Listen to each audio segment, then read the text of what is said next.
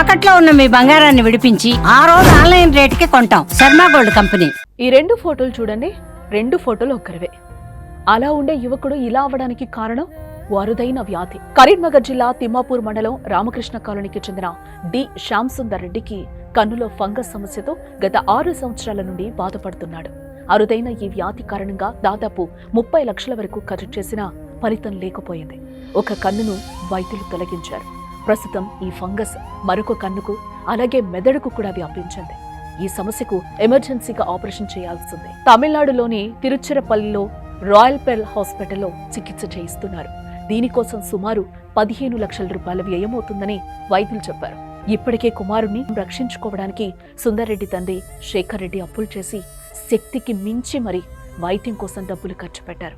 ప్రస్తుతం వైద్య ఖర్చుల కోసం మీ వంతు సహాయాన్ని కోరుతున్నారు.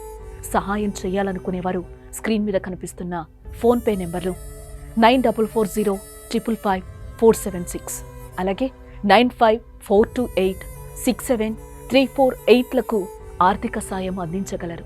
అలాగే ఈ రీల్ను షేర్ చేయడం ద్వారా వారికి సాయం చేసిన వారమవుతారు. దయచేసి ఓ ప్రాణాన్ని రక్షించండి.